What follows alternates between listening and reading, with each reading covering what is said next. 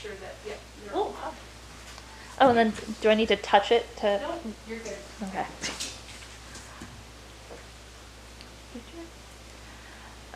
Okay, good evening, everyone. My name is Kat Sorensen, and I'm the Communications Director with the Seward Chamber of Commerce.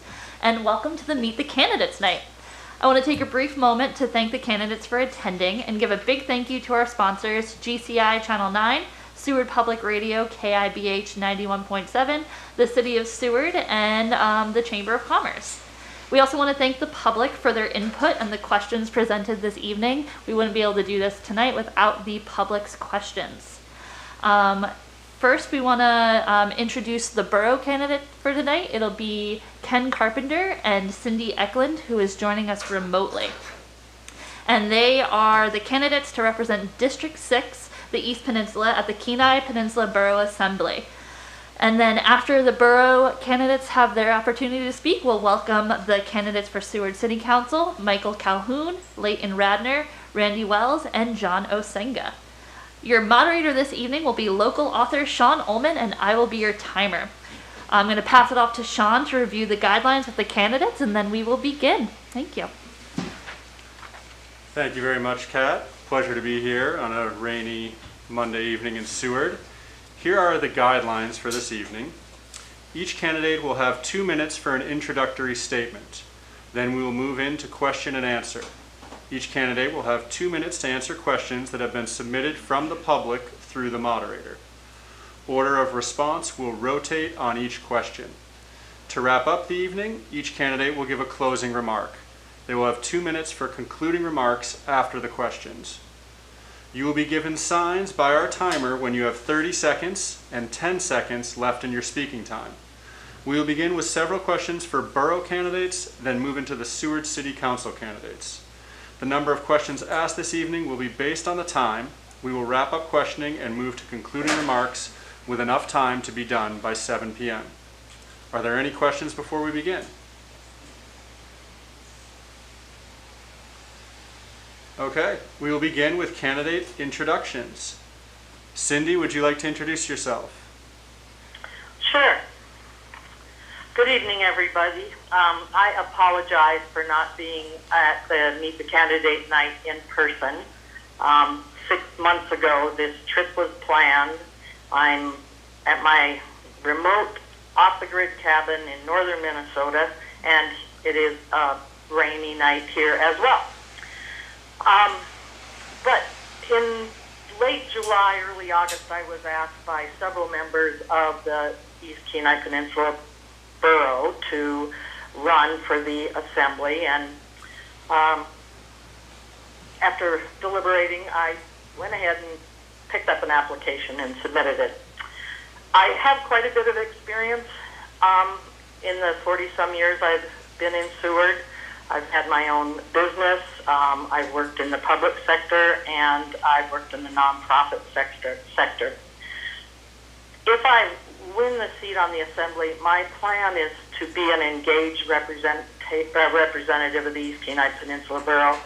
I'd like to be at as many meetings as possible in all of the 6 precincts of the East Kenai Peninsula, so that I can report to them on what's coming before the assembly and get input on my voting decisions. Education, roads, and solid waste are 3 areas that I've had experience with and that I will be watching closely. And I would love to hear from your thoughts on items as they come up, and I think my phone number is out there, so I'd ask the members of the community to give me a call. Thank you. Thank you very much, Cindy. Okay, Ken, would you like to introduce yourself now? My name is Ken Carpenter. I've been the borough representative since 2017. I've been engaged in a lot of the new stuff coming through. I've worked hard for the district as well as the borough itself on certain items. The schools are important.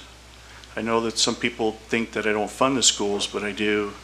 And I think that since 2017, when I got there, we've funded to the cap almost every year but one. In 2019, I want to bring up the fact that the borough asked for $2.4 million, and I vetoed it with the mayor and some other supporters. The reason for that was it was the end of the school year with just like less than a month of school left. But then right after that, Paul Fisher and myself went to the mayor and got $2.7 million for the 2020 budget. That was to keep the teachers that the school district said they had to lay off. So they were up actually right on the cap with that $2.7 million.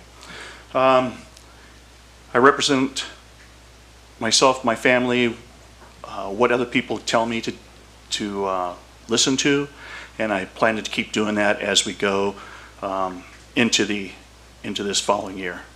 Thank you. Thank you very much, Ken. Okay, we will begin the question and answer section for Borough.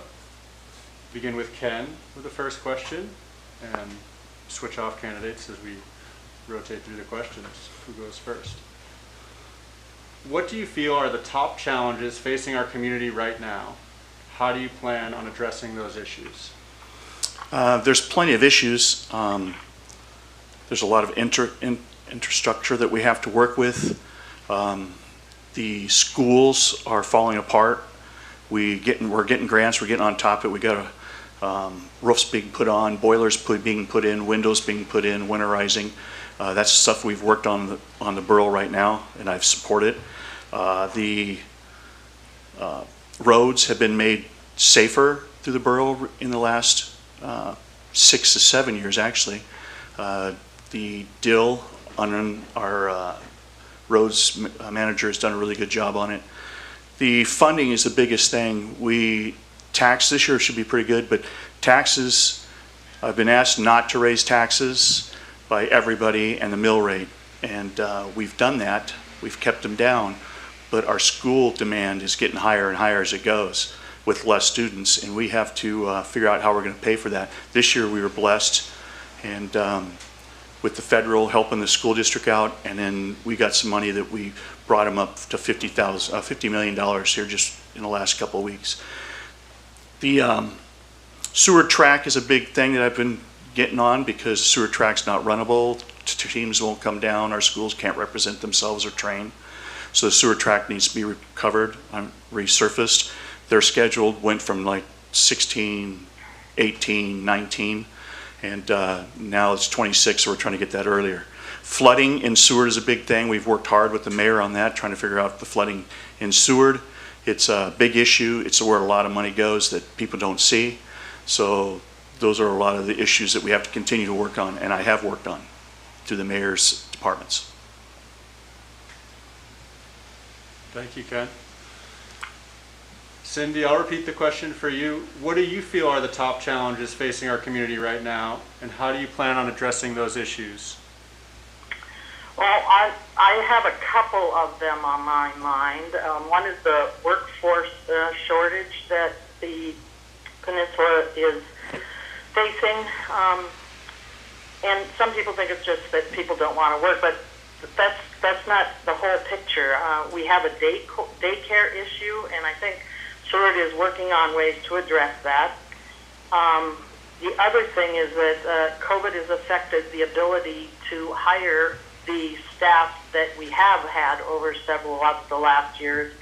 I know the J1 staff that we had at the center when I was HR director there, and the J1 staff we've had at the restaurants in town have not been able to come. And those students would work 2 to 3 jobs.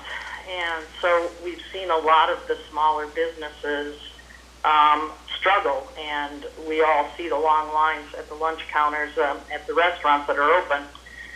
And, we just need to work to help our small businesses. 73% of the Kenai Peninsula Borough businesses have 5 or less employees. So I'm going to work on things that we can do to incentivize people to help fill the void. The other thing is schools. And, the schools have been funded at the same level as the cap for the last 6 to 7 years, which if you factor in inflation, that doesn't keep up with what is needed to run the schools, to pay the teachers and the staff accordingly. And that it's just a major struggle. And right now, our schools are in crisis. The Seward schools are in crisis. I was at Site-Based Council, and over the last month, 2 of the schools could have had to close because they didn't have enough staff to meet the needs in the classrooms. That's 2 minutes. Thank you very much. Thanks, Sean. Question 2 will begin with you. So here's question 2. How do you plan to engage Seward residents in discussions, decisions, and issues at a borough assembly level? Well,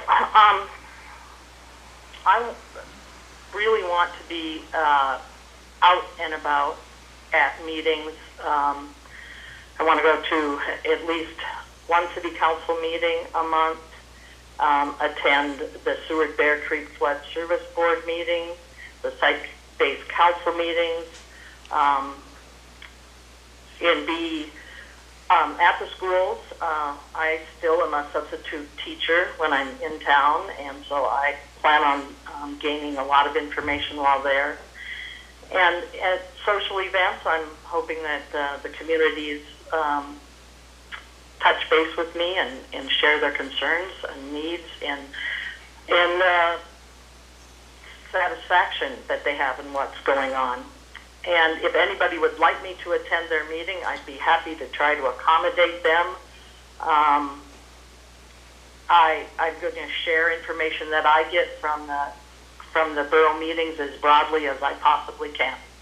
Thank you. Thank you, Cindy. Ken? It's basically the same thing. We attend meetings. The borough has now got Zoom on a lot of these meetings, so the public can join us by Zoom.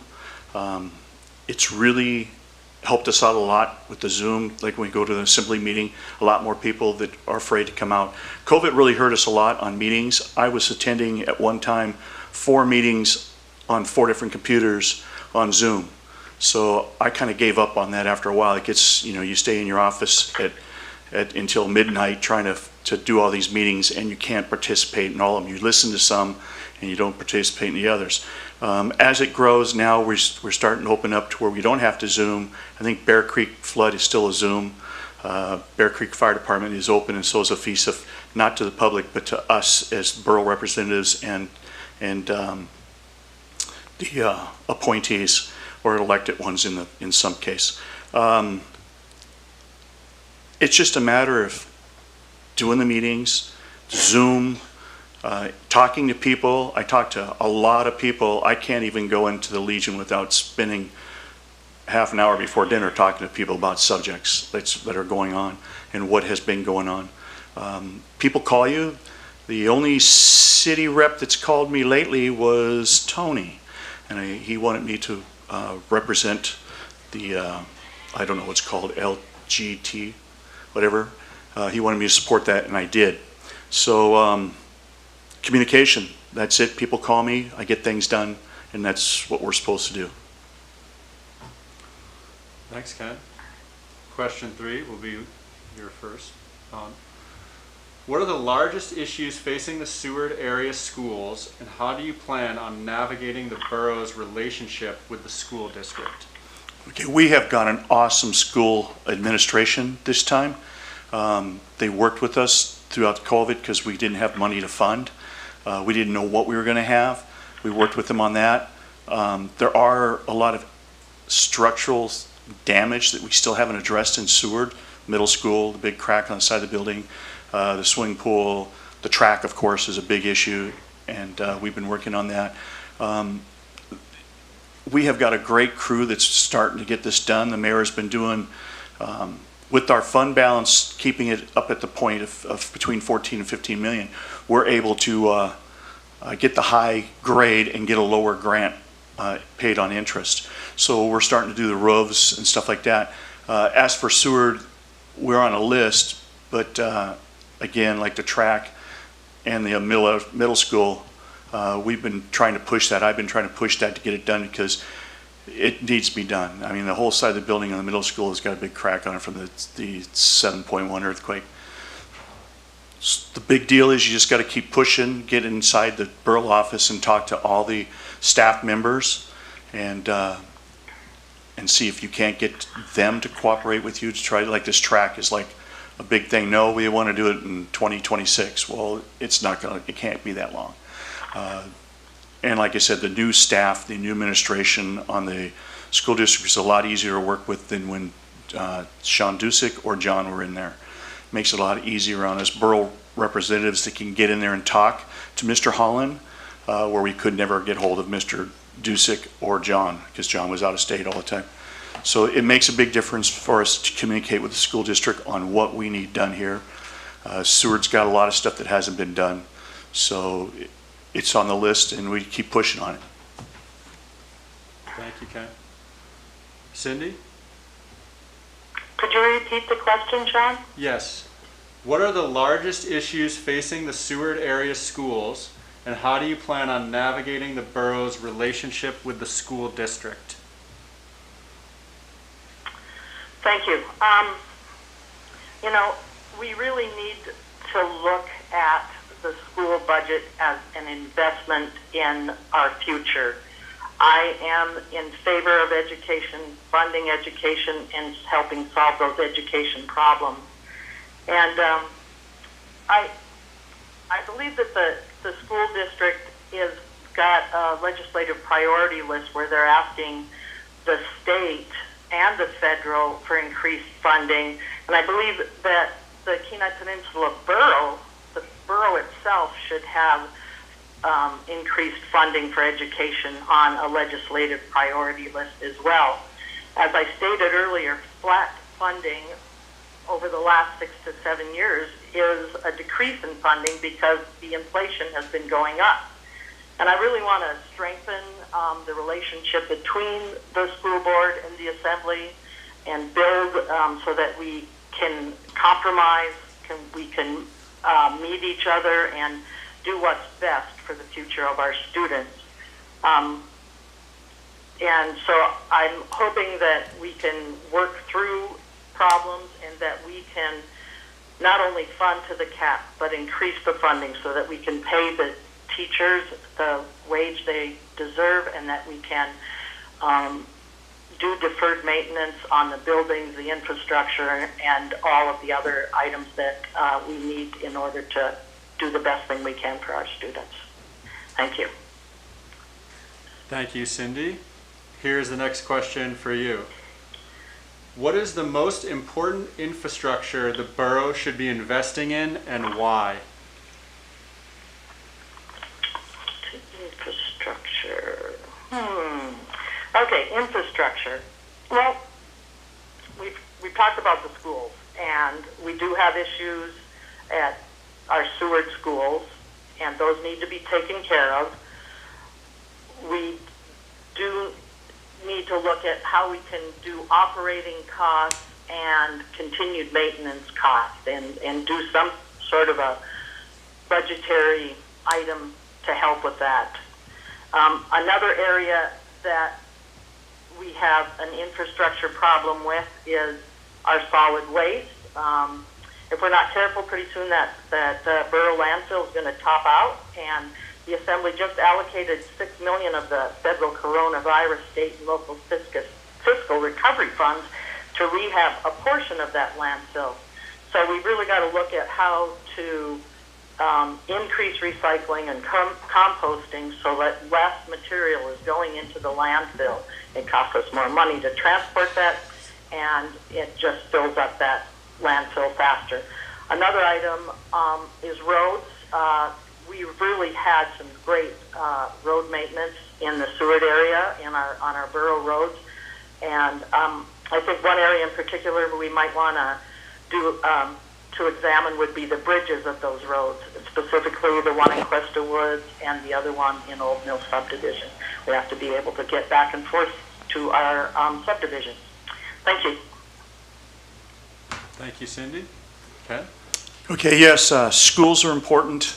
That's done with grants and in-kind money.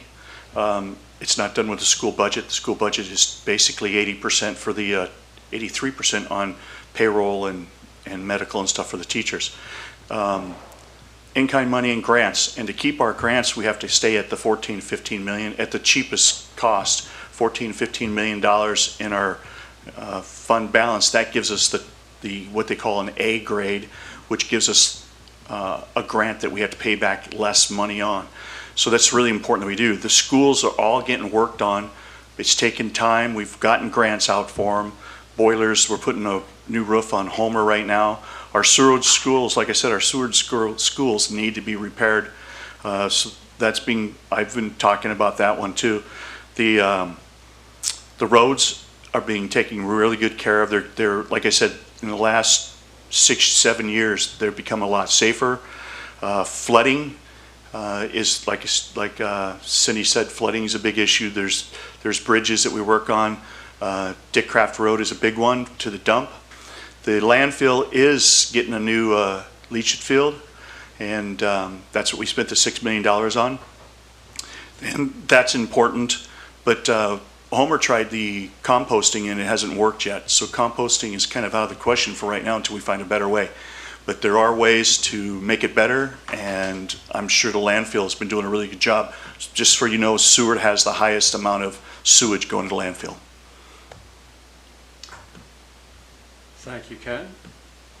Okay, we are going to move into closing comments now for the borough, and each candidate will have 2 minutes to make their closing remarks. Ken, if you're ready, we'll begin with you. Okay. People got some really weird looks when I said Seward has the most compost. I mean, most trash. That's registered through the summer because we have the most tourism here. So the summertime raises us up because the dump closes, part of the winter for us here. I've done what people have asked me to do. We've kept the taxes down. Your taxes pay for the schools, the funding. If you want to fund to the cap, we've been really close to the cap. We haven't flat funded. We've gone from $40 to $52 million in the last, since 2017. I think this is important, and now we have a really good administration to work with. I think that by staying in here, I can accomplish what I've done with a bunch of, where I've started, with a bunch of items. The school track, the schools repairs, the roads. With Mr. Dill, I've been doing a lot of requests on those. I just think that I've done what people have asked. I've kept the mill rate down. I've kept the taxes down. I voted against any tax increase, which there has been the last 3 times that we've been up there since Kelly Cooper's there. I had to vote down taxes. So it's important. Unless you want us to raise the tax, I've done exactly what you wanted me to do. Thank you. Thank you, Ken. Cindy, your closing remarks? Thank you, Sean. I'd like to represent Seward and Hope and Cooper Landing and Moose Pass and North Sterling to add some new insight to our representation. I have, as I stated, quite a bit of varied experience, and I've been in the state a long time. I've been in Seward a long time, and I think that I'd really like to work to improve the funding for the schools in any way we can, think outside of the box. It shouldn't be an issue to staff with a living wage and to maintain the buildings and to maintain the offerings for the students. That school will be one of my #1 items, and as a founding member of the Sustainable Seward, finding ways to improve our management of the solid waste will be another. And I just want to really hear from the public, and I want our government to meet the public's needs. And at that, I'll say good night to everyone. Thank you, Sean. Thank you, Cindy. Thank you both. Thank you. Yeah, thank you. To the Borough Assembly candidates, as the City Council candidates want to take a seat.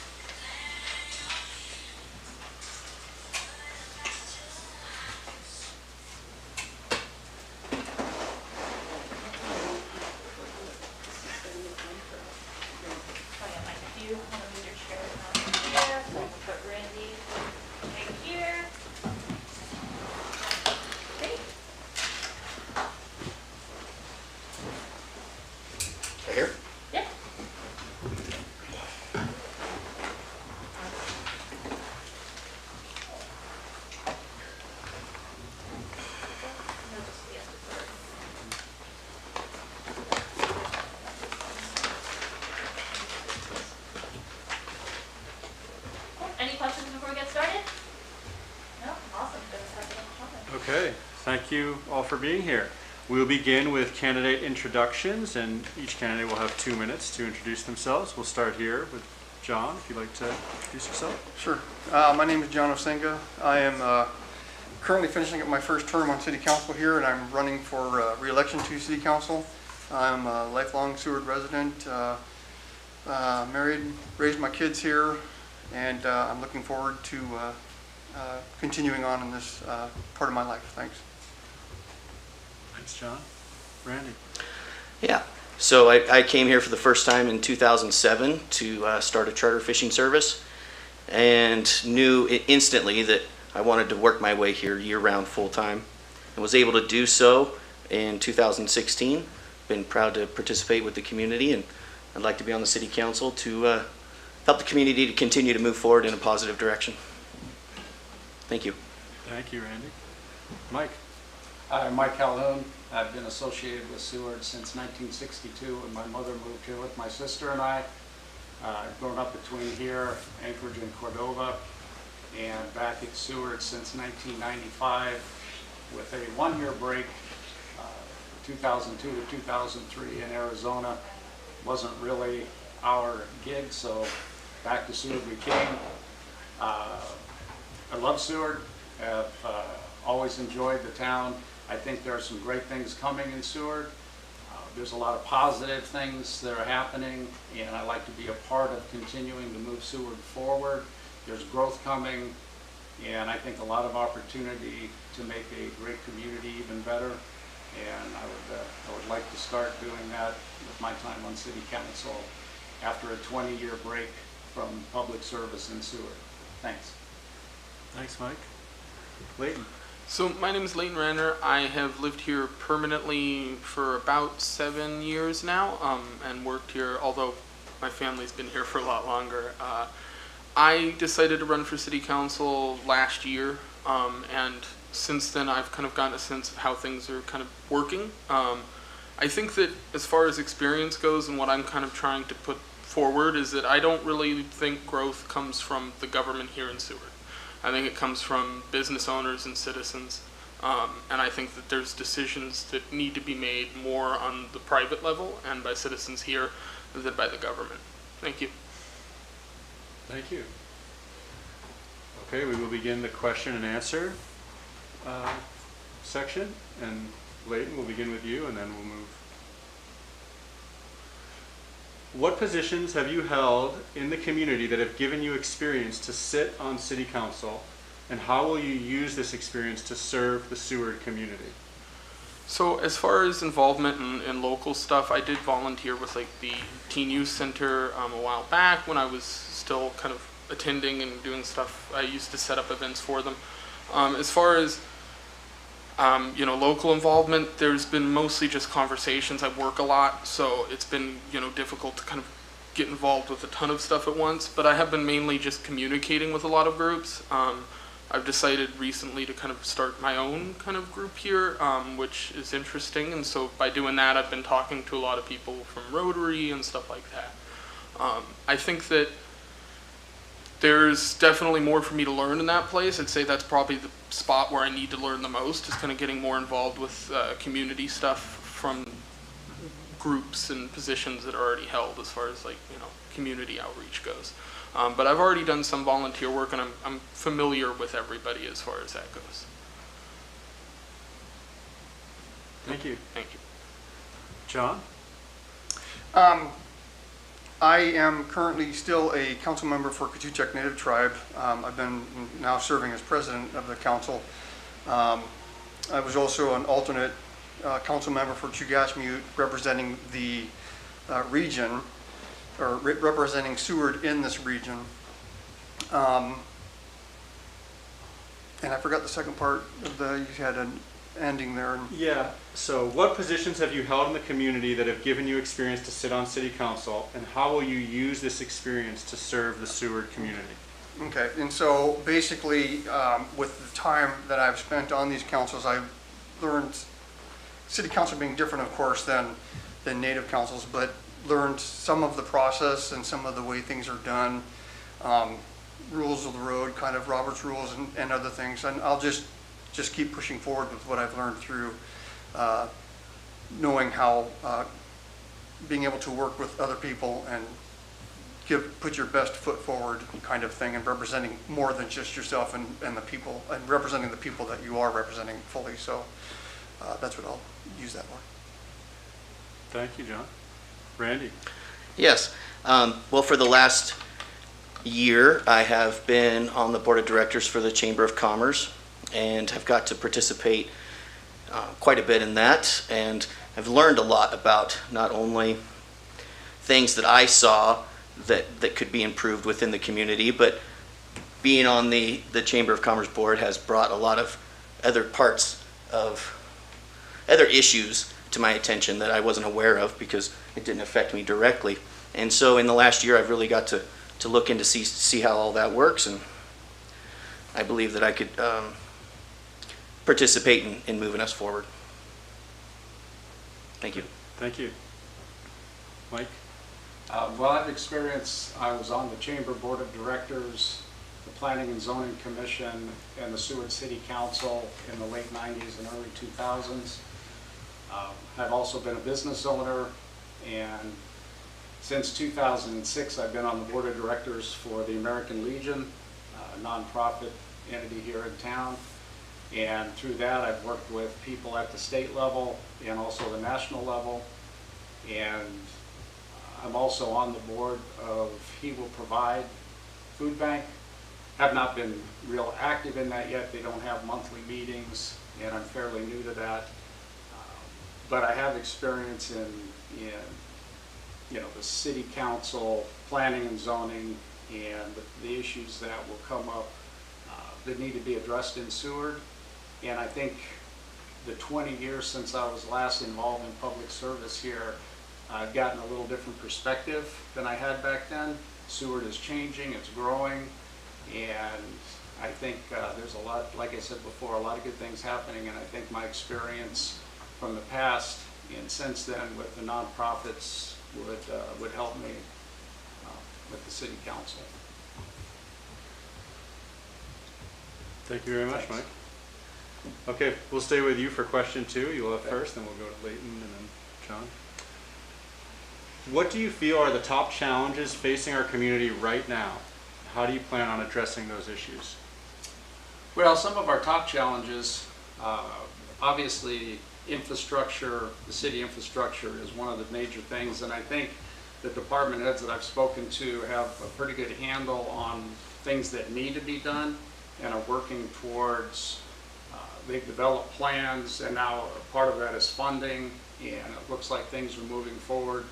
Electrical infrastructure is one of the major things in that area, but I think all the departments are doing pretty well. We have good people in place, and they've all developed plans and are starting to present those plans to the community and to the city administration and city government to help start pulling funding and taking care of those. I think developing more year-round employment. The tourist industry in Seward is great. If we did not have the tourist industry, we wouldn't have most of the things that we have in this community right now. But there's a need for more full-time, year-round employment. And with some of the things that are coming with the growth in the Coast Guard, the growth in the medical area here, one of the main things that we need to have is more affordable single-family housing. And I think the community is actually working with some of the developers to try to take care of some of that. But it's tough right now in Seward if you're a young family trying to get a starter home. That's one of the issues that we have to deal with, and I think that community development and the city council has been looking at ways to help developers fix some of those issues and move us forward in that so that we can handle the growth that's coming. Thank you. Thank you.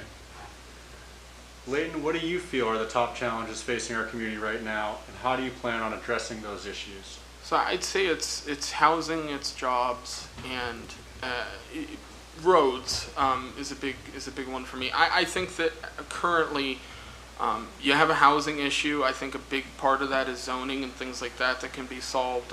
As far as it goes for jobs, I think we had a real issue with COVID-19, and reacting to that as far as economically is difficult, especially when businesses didn't really know how to operate at first, and then once they had some guidance, there was pushback from city council and different organizations. I think that people need to work, and people need houses to work. People need to be able to drive to work, and those are things that all kind of work together to create more jobs. I don't think that one of those things being solved, you have to fix all three, because otherwise they can't work together. And I think the best way to do that is with housing. I think it's zoning. I think that is a big issue. As far as with jobs, it's opening up that housing and making Seward a more open, easy place to come to live for people to be allowed to work, because you have to get people down here year round. Thank you. Thank you, Layden. John? What do you feel are the top challenges facing our community right now? How do you plan on addressing those issues? Okay. I think infrastructure is pretty high on that list. The electrical department, of course, with the power poles being in the shape that they're in, just basic infrastructure and electrical needs to be dealt with. And again, or not again, but I agree that the city has come up with a good plan, and I think continuing to work with city council, with administration, and figuring out how to pull that all together and then pay for it along with the citizens of Seward is how you move forward with something like that. And that would include also the tunnel needs to be dealt with. Our Lowell Canyon tunnel needs to be upgraded or actually moved. I'm not sure which plan Corps of Engineers is going to come up with, but the other thing is year-round employment, and with that does come year-round housing, and I think we'll continue to address that with the developer reimbursement program that we started this last year or two, and just trying to promote Seward through the Coast Guard, through medical. Chugachmute coming in is a big thing, and that'll bring more year-round families in town. Just basically work with administration and the public and other council members, just really get together and all work together to bring forward progress. Thank you. Yeah. Randy? Sure. So everybody has said, the obvious things that we need, right? Housing is a huge issue, and I believe that whatever the city can do, such as a developer program, to where we can put services to some other properties that aren't developed yet, that's a must. We have to be able to do that. I think high-speed internet is especially out at SMIC.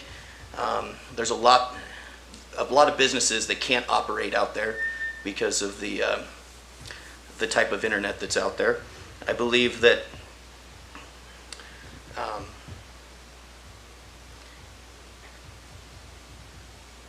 apologize. So the housing, the internet, childcare, if we create all these jobs and we create housing, and then where are we going to house all these? We have the housing for the families, but those families have children. So I think childcare is a huge, huge issue. We need to solve that problem. We need to create we need to create a solution for that. Thank you. Thank you. Okay, we'll stay with you for question 3, Randy. Okay. What is your strategy for creating a balanced budget, and what areas does the city need to decrease resources, and what areas does the city need to invest more in? Well, I'd like to be able to say that I've spent a lot of time studying the city's budget. If elected to city council, I will definitely be devoting time to that. There's always places to save money, I like to believe, but as far as a balanced budget goes, without increasing any taxes whatsoever, we just need to make sure that we're spending the monies appropriately and not overspending.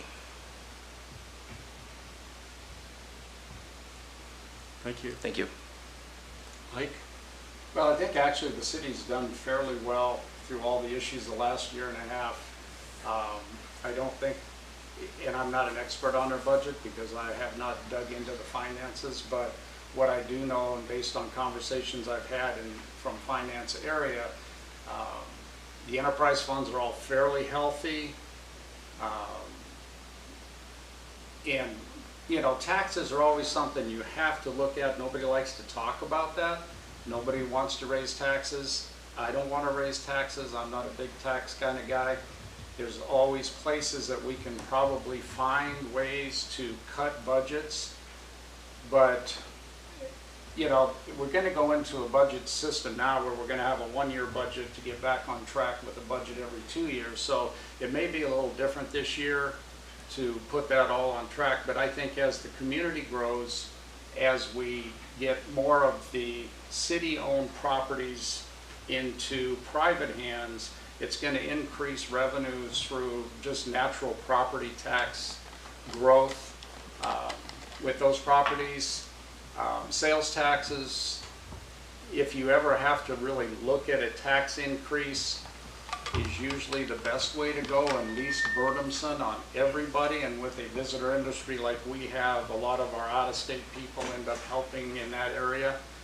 But I think that as we grow and develop, the city-owned lands turned over into private hands and let those private developers and private entities increase the, you know, property tax revenues, we're gonna move forward closer to a balanced budget, and we'll be okay. Thanks, Mike. Leighton, what is your strategy for creating a balanced budget? What areas does the city need to decrease resources, and what areas does the city need to invest more in? So as far as areas to invest more in or decrease, I think that's something that everybody in City Council will need to kind of sit down and discuss. Regarding as far as taxes and things like that go, I am not a fan of taxes. I don't think that the people of Seward should be doing something that they are not actively involved in. I think that it is much easier for the people of Seward to come together as a community, build groups and organizations to fund things, rather than having that done by a government entity. I'd like to see more people in the community here doing more of that and less spending and less creation of a budget. I think in the first place that you have this kind of situation where people feel as though there are many services being offered in Seward by the city that are offered privately better. And I think that those need to be explored. Thank you. Thank you, Leighton. John? Budget is a huge, complicated, big thing that it requires a huge process. And I think the city of Seward actually has been doing, you know, you're asking if we, you know, what we would do to pass a balanced budget. Well, I think we've been kind of fairly decent on our budgeting in the last couple of years. I don't know that we've been able to, even if if the administration and the council approves a budget that's been slightly in the red, the city's usually been able to make up that difference and come out with a fairly decent on the plus side, on the black side. So you have to really rely on the people, the department heads, to come up with certain things that they can cut. I am no expert in what a department in this town can cut, where they can cut. I rely on a lot of that information to come from department heads, and I do rely on administration to bring forward a budget that is workable and something that we can work with. I know that we've been working to correct or improve certain current tax or fee collection systems, as far as like bed tax and nightly rental taxes. So there are things that can be improved. There always will be. But that's it. Thank you. Thank you. Okay, question 4. John, we'll start with you. What is the most important infrastructure the city should be investing in, and why? Well, right now the most important is our electrical. I think we're at a point now where it's either it'll fail before we know it, and then it's just going to be an emergency. We've got to get it fixed, and cost us a lot more money than investing into it now and trying to improve it. I do believe that the plan is in place. I think it's been stated there is a plan moving forward, and of course that'll come forward. But then we have to just be able to make sure that we are maintaining and taking care of all of our infrastructure, not just electrical department. That'd be water and sewer also. And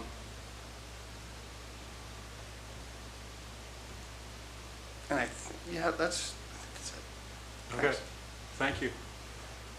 Randy, what is the most important infrastructure the city should be investing in and why? Well, power is definitely an issue. I mean, today the power was out, but it's because they're doing maintenance, which is a positive thing. But the cost of power for our citizens is high. I think we're like the third highest in the nation, so I'd like to see how we can fix that. And then again, I truly believe that high-speed internet to our community that's affordable will not only improve opportunity for more businesses, which would then obviously bring in more sales tax revenue, but it would be a more dependable power and internet service.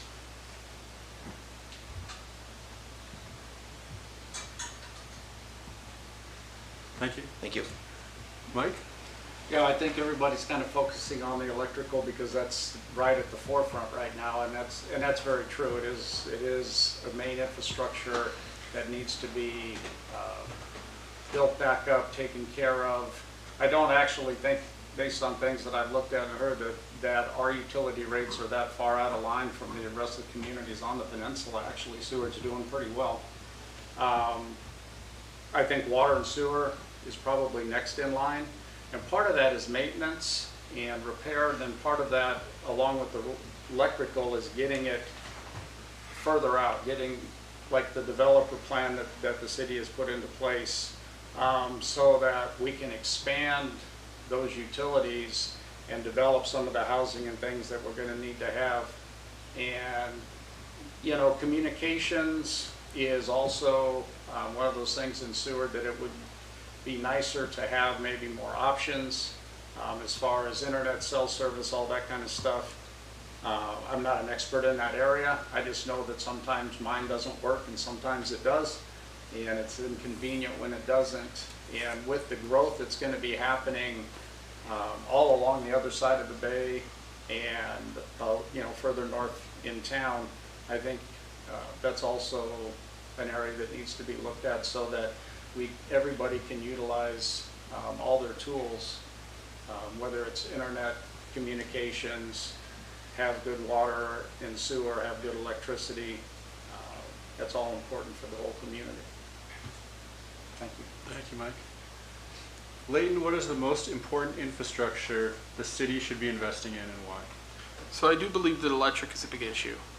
You have prices that I would consider to be pretty high. I pay almost $145 a month. I live in a small apartment here in city limits. It is expensive. And I think that one of the big reasons it is expensive is because it is, you know, a public entity. And when that happens, when you have utility departments, things like that, it tends to raise the price because there isn't competition. And so I think that if you were to bring in other contractors, other businesses to help offload some of that work, I think that's very similar to what we need to do with the roads. I believe that's, you know, when I walk down the street and I see potholes and cones in those potholes because they have not been fixed, and you look at that same cone in the pothole for a year and a half, I think that's absurd. Thank you. Thank you. Okay, Leighton, we'll stay with you for the next question, 5. When a polarizing vote is brought before the council, what resources, information, and/or tactics would you use to help determine your vote? As far as I'm concerned, the only proper way to vote is to vote on principle. I think it's talking to the citizens of Seward and weighing that against your own opinions and talking to them about what those opinions are. I think that principle is the most important thing to me when it comes to voting. It's having consistent votes. You know, I'm somebody who, like I said, I don't support many of the taxes that we have. I will not vote to ever raise any form of taxes. I won't vote to do anything like that. I think that that is principle, and I'd like to see that happen more in all sides of government. Thank you. Thank you. John? I think a polarizing vote, I think you just have to cut through whatever it is that's making it so polarizing and get right down to the common sense of anything. You do that by listening to your peers, listening to the citizens of Seward, listening to administration. You just kind of take in all that information, and generally you can come up to a fairly decent opinion if you take all that information in and you just disseminate everything. And like I said, you just have to work your way through the hype of anything really, and just get down to the bare bones of whatever the issue is that you're discussing. Thanks. Thank you. Randy? Yes, sir. So as a city council member, as a city council, it's our job to listen to the citizens, implement, and then act. So I plan to set up and be available for the community for all issues that are brought in front of us. And then obviously working with the other members of the city council on a regular basis and to talk through things. But as a city council member, I have to kind of step back from 100% of one way or the other how I might feel and listen to the community as a whole and listen to my constituents on the board before you can make a decision. Thank you. Thank you. Mike? Yeah, I think communication is probably one of the biggest things, but as a city council member, we're not elected as part of one party or another party, part of one group or another group. We're elected to represent the entire community. And so to communicate with the community members in Seward, to be open to them, to put your own personal beliefs and feelings aside a bit, because we may think one way about a certain subject, but we have to look at what is going to be best for the entire community as a whole. And I think that's just a communication thing, talking to people, talking to the other council members, the city administration, but all of that just as citizens, because the citizens are who elect us. And they don't elect us because we're a Democrat or a Republican or an independent or any of that. That's not how these races work. They are electing you because they feel like you are going to best represent what's best for the community and fight for that. And you do that with integrity, and you'll be all right. Thank you. Thank you. Okay, Mike, we'll stay with you for question 6, which is succinct. Why should a small business owner vote for you? I think a small business owner should vote for me because I have experience as a small business owner. I have experience managing a large business, albeit a nonprofit. I think that business is what drives our economy. The government doesn't drive the economy. The government hopefully takes care of what the economy creates and uses those resources to better the entire community and make Seward a better place to live. But businesses are what run a community.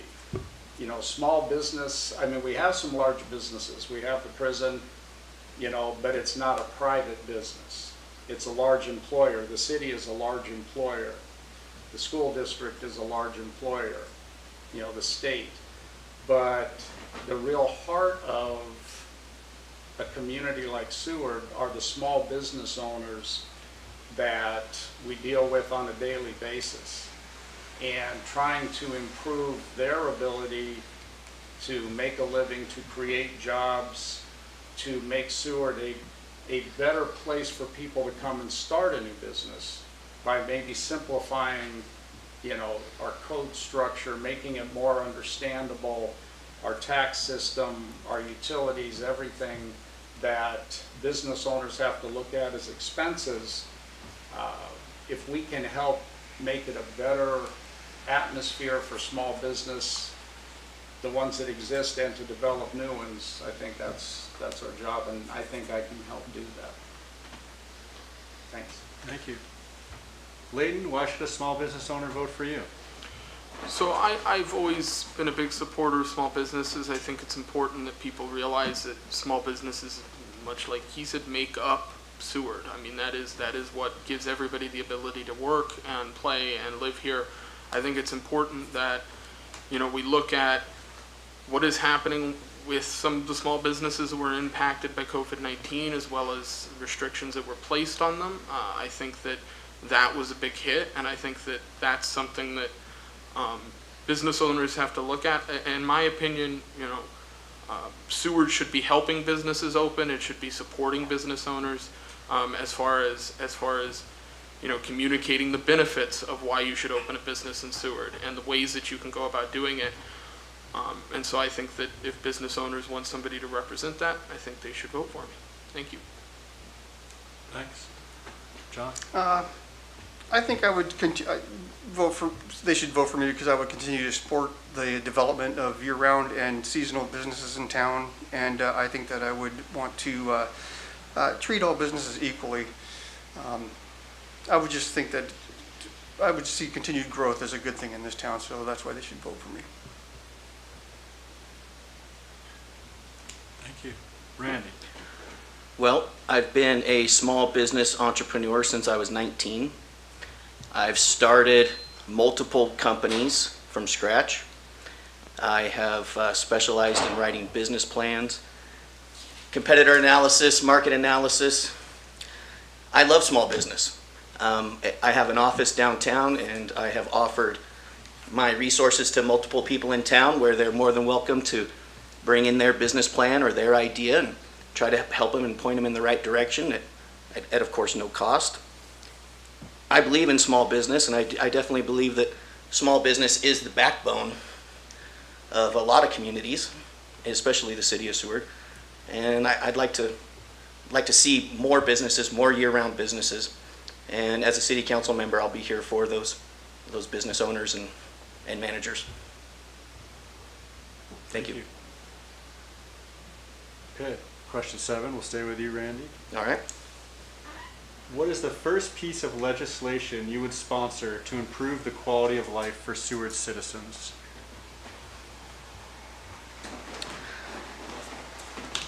So when we talk about sponsoring legislation, we're talking about passing new laws. I believe that the city of Seward has plenty of laws on the books right now.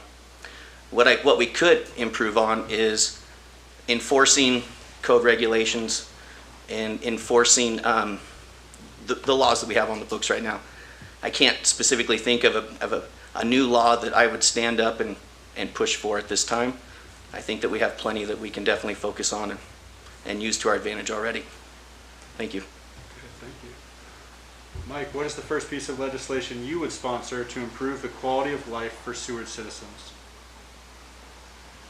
Well, I don't know, I never really thought of it as legislation when it comes from the city council.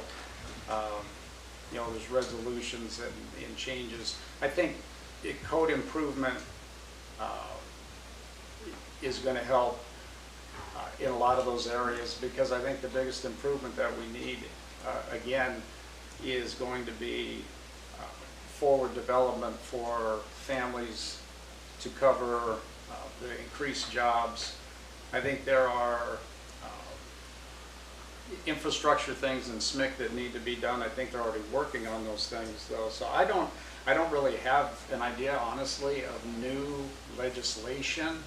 I think improving what's already been started in a lot of those areas, and I think being involved on the city council with the city administration, there probably will be those ideas that come up that you go, oh, wait a minute, I didn't realize that. Maybe we need to move in this area. And so right now I think they're working on updating codes, they're working on changing code definitions, they're trying to make it simpler for businesses to understand how to operate inside the city and increase their profitability and make it available to other businesses or new business development. And so I think updating city code is probably an area that we need to look at. Thank you. Wade? So again, I'd like more private citizens being more involved and less involvement from Seward government as a whole. I think that the private citizens and again those same small businesses that we were just talking about do better when they're not dealt with hands-on as much by the Seward government. I think they do a better job independently, and I don't see any new legislation or laws that I would really actually put forward at this point. There's more things that I think need to be changed or gotten rid of in many examples. Thank you. John? Yeah, the legislation was kind of got me. I think I would just continue to support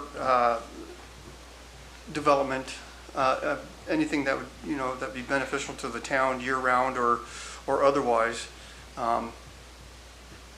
That's what I would do. Thanks. Okay. All right, John, question 8, we'll begin with you. How do you plan on supporting families with young children if you are elected? Well, we have to get the families with young children here first, and then we have to have a place for them to live. Childcare, of course, is important. I think that there are efforts that are happening outside of the city to solve the childcare issue in town. I think the city pretty good faith effort into developing it or helping to develop or supporting the development of a child daycare center in Seward. Housing, of course, is something that would always be pivotal, and I'm sorry, I totally just forgot the question directly. I babbled a little No too. problem, that's okay. Here you go. How do you plan on supporting families with young children if you are re-elected? It would be to continue the development part and have safe house, a place to live, basically, and safe subdivisions, and of course, just find ways to pursue a daycare type situation. And then, of course, just trying to hopefully help bring enough industry in this town so that there are jobs to be had. Thank you. Yeah. Randy? Yes, sir. Well, before we start bringing more families to town, we need year-round jobs, we need housing, and we need childcare. And we've all said that over and over again.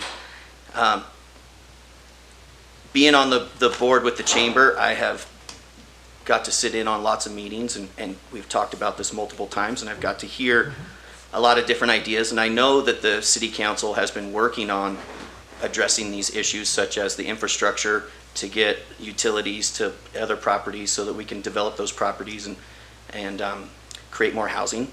I would continue to support that. I know that they've been working on a child care facility. I would definitely continue to support that. And as far as year-round jobs go, I think that's extremely important. Even though I own multiple seasonal businesses, I know how important it is to have a year-round quality employment in our community. And just because we create that opportunity, if we don't have a place for them to stay and a place for their children, they're not going to come. So, childcare, housing, utilities, and then the people will come. Thank you. Thank you. Mike? Well, as we've all talked about, more job opportunities, more housing opportunities. I think that as far as childcare goes, private industry will take care of that if we ensure that we don't make it overly burdensome for them to do that. If there's a need, private industry will fill it. That will always happen. As long as we can make it as safe and simple a process for them, while obviously there are state and federal regulations and things that, when it comes to child care and sizes of child care facilities and all that kind of stuff, I get that. We can't just disregard that. But what we can do is help them navigate that, and I do believe that private industry will fill that need. If enough families are coming, people will do that, just as they do with housing if they're given the opportunity. The private sector will fill the need in all of those areas as long as we try to help make it as simple a process as possible, at least burdensome. Thanks. Thanks. Leighton? Yeah, so I too think that one of the biggest issues with housing and childcare, which I think really are the two biggest issues for families here, I think that often comes from decisions made within the government here, and I think that it makes it harder for people to build and move and to open businesses as far as childcare goes especially. I know I have talked to a few different people who are kind of cluing me into some of the things that are happening in the city as far as trying to get things started, and it seems like there are some pretty wild restrictions as far as what you can and can't do, and the timetables of how long it even takes to get a childcare facility open. It seems like too much, and I think that could definitely be remedied. I think that needs to happen with everything here, though. I think that, again, the market will fill these spots. The private sector is better at these things than we are, and they always have been.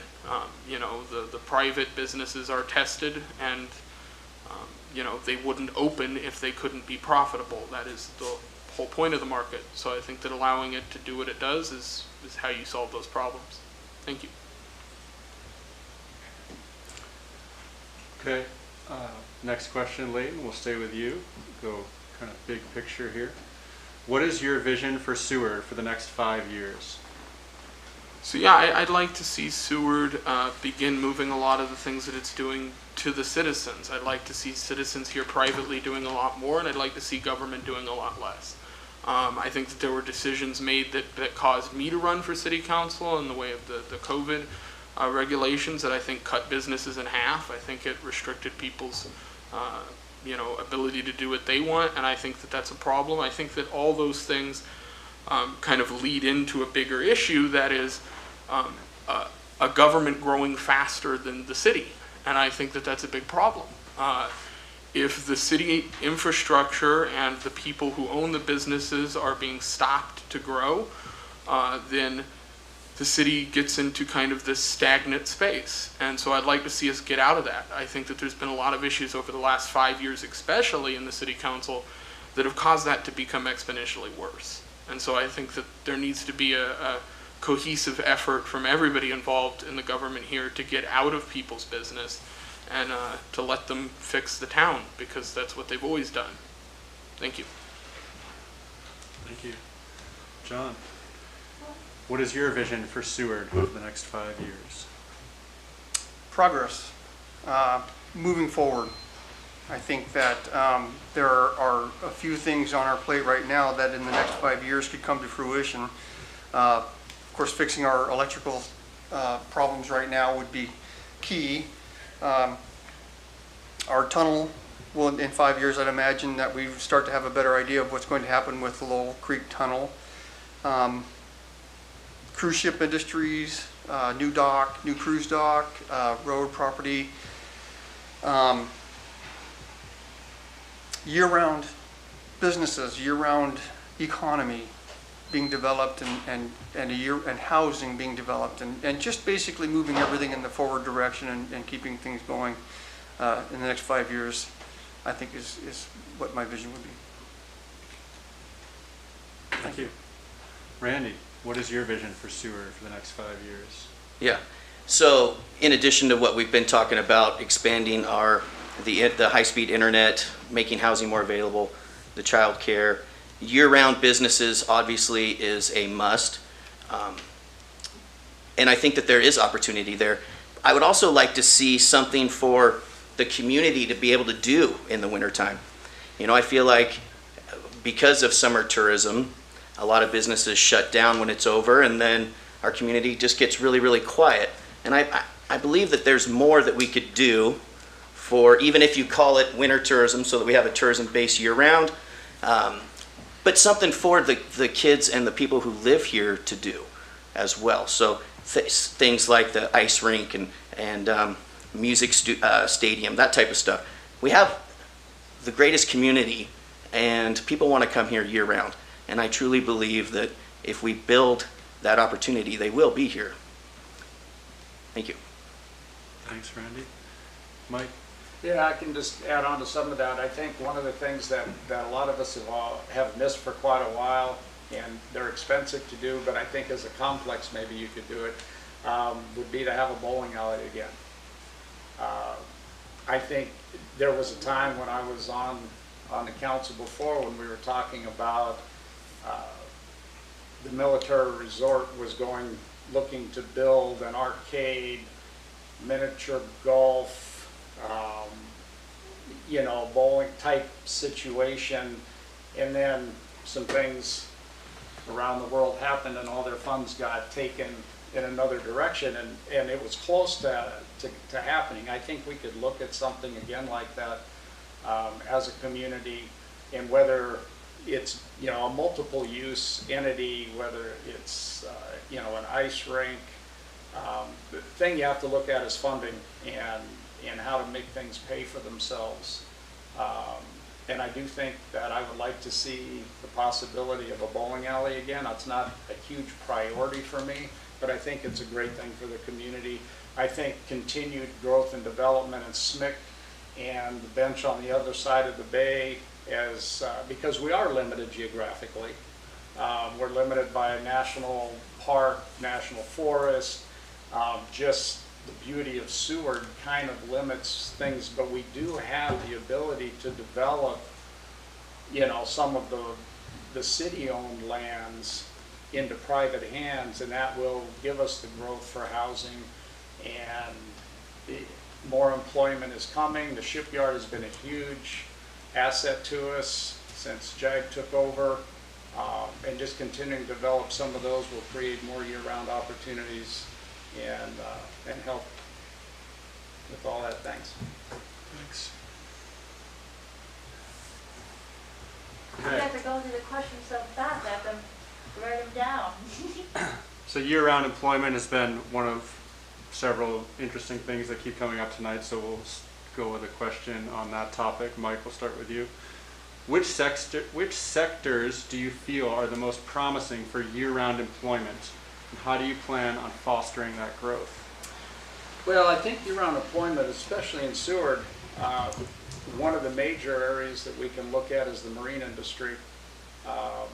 I know that the Chamber is working on a program right now to try and help enhance the marine industry in Seward and get it out there a bit more. So, I mean, Homer's got a big push, Kodiak's always got a push, but we've got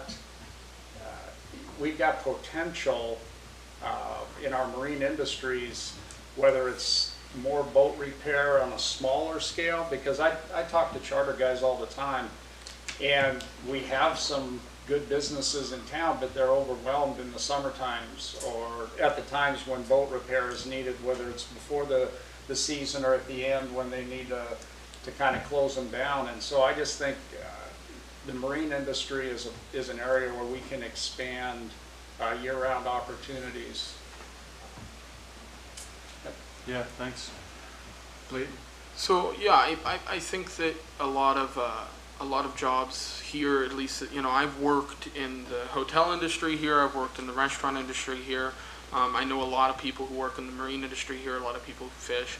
I think that those industries definitely need more support, but I think the biggest way to kind of create more jobs and more stuff there in that regard is to lower restrictions on certain things, and again to kind of remove government from that situation. I think that you'd have a lot more enterprise here and a lot of more private businesses start popping up if there weren't as many restrictions here, and there'd be a lot more housing for those people to live in and more money for them to make in the process.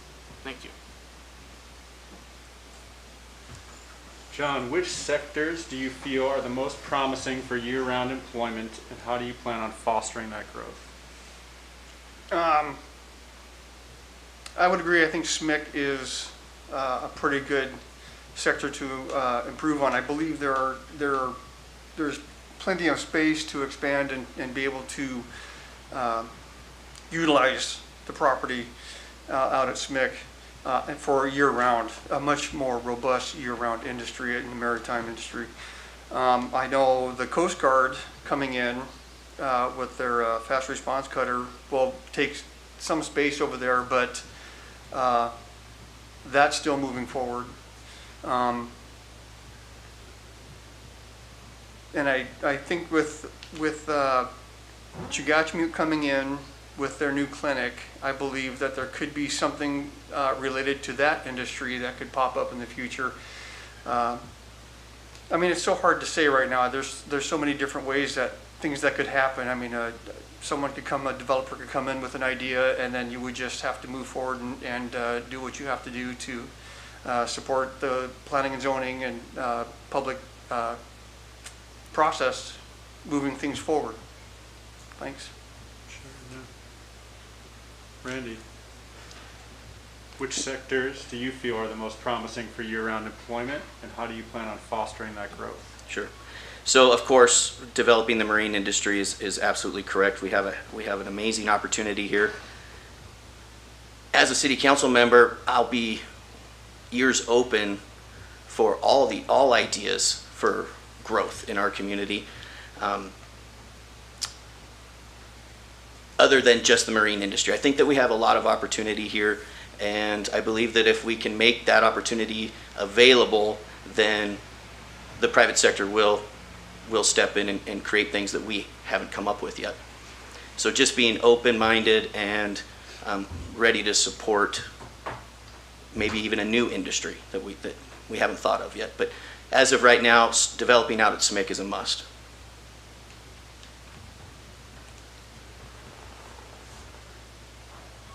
Okay, next question, Randy, we'll stay with you. To what extent do city policies and practices positively or negatively influence private sector business investment? Well, all city policies and practices affect private business sector in one way or another, whether it's positive or negative. I do believe, however, that the city of Seward works hard to limit it, negative impact on the private sector and business growth. When I first got here, I built my own house as my own general contractor, and here in town.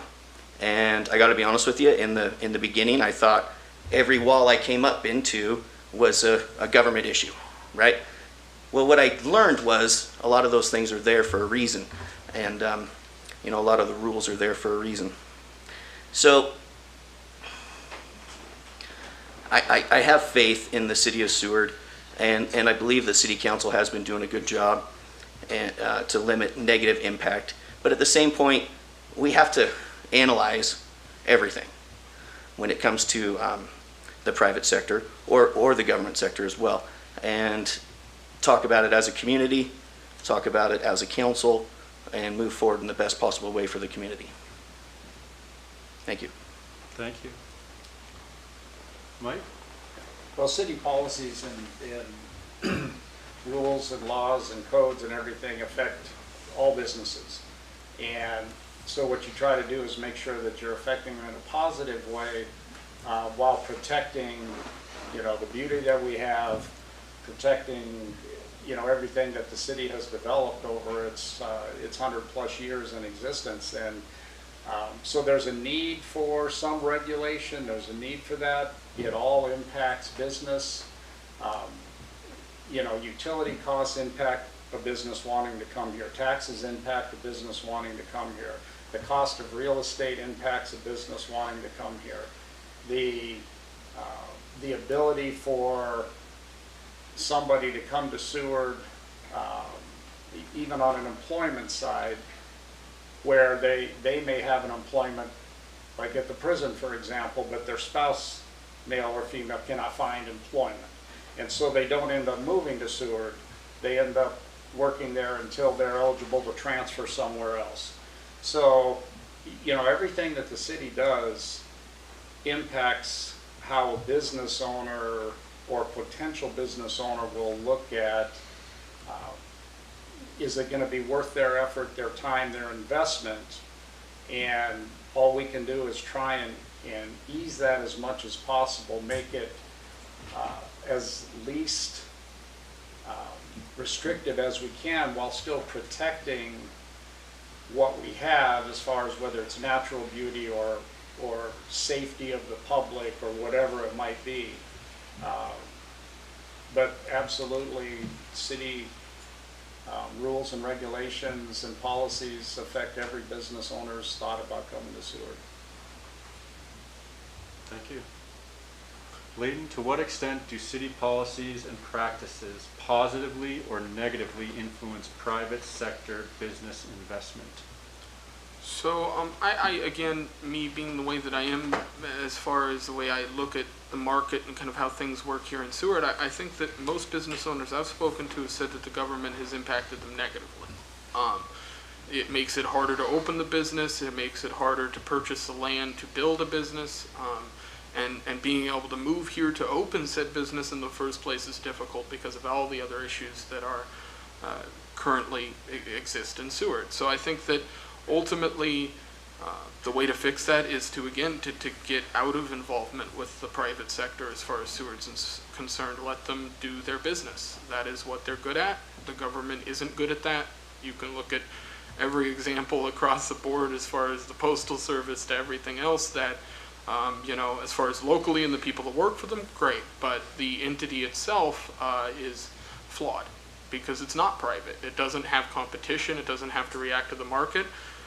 Private citizens do. And so I think that the private sector needs to be left alone and allowed to run their businesses because it's what they know how to do. Thank you. Thank you. John?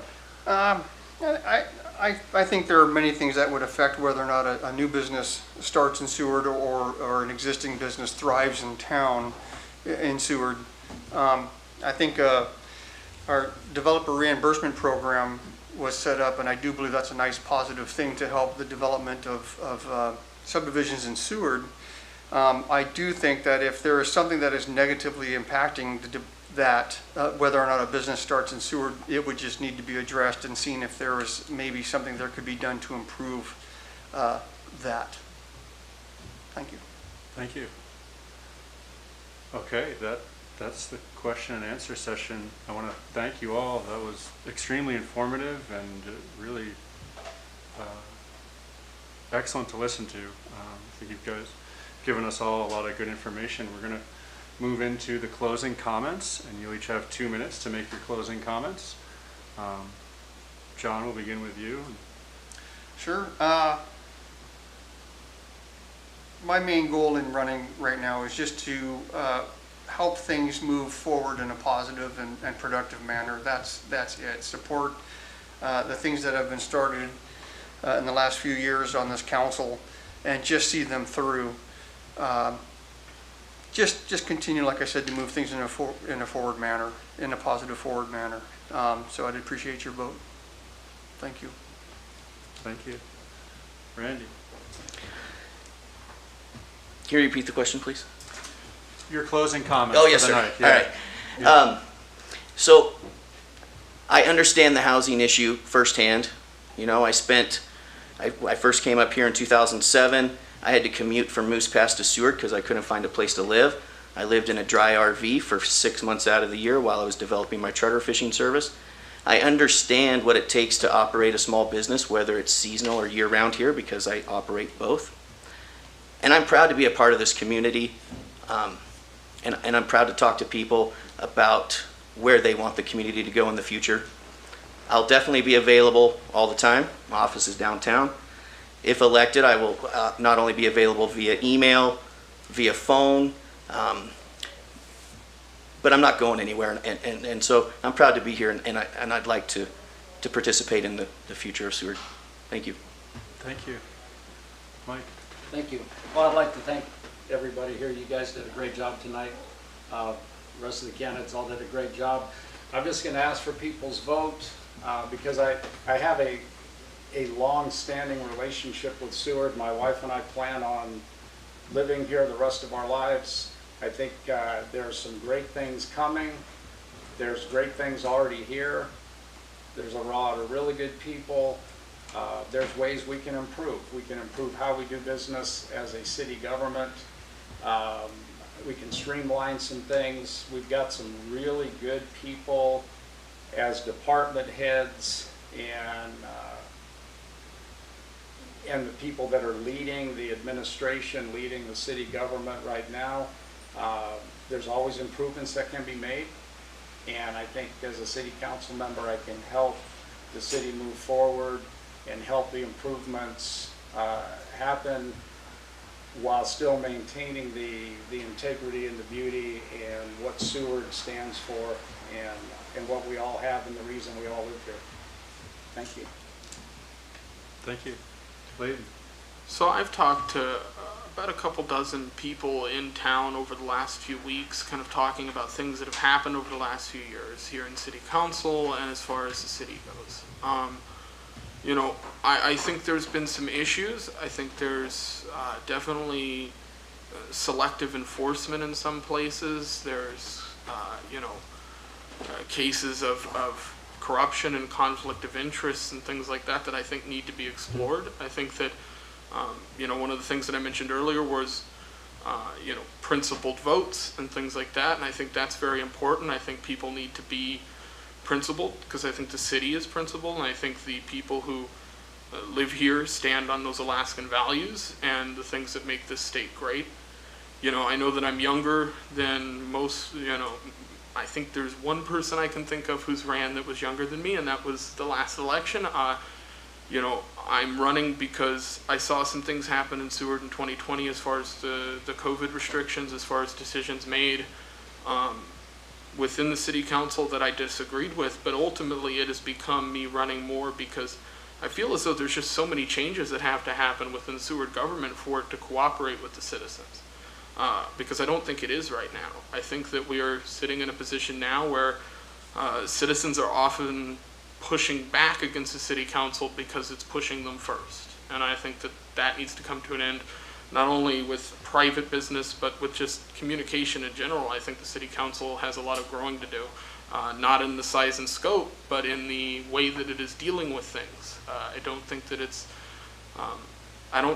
been great over the last few years. And, you know, when I talk to 10 seconds. when I talk to, you know, my family that's lived here long before I was born, you know, they tell me about different times in Seward where it was a lot better, and I think we need to return to that.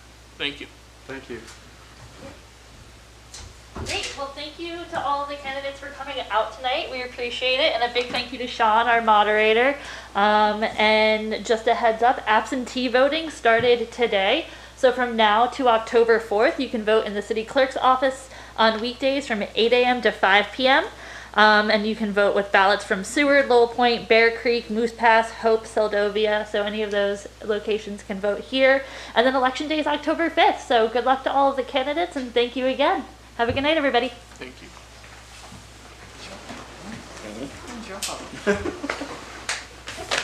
Yeah, sure is.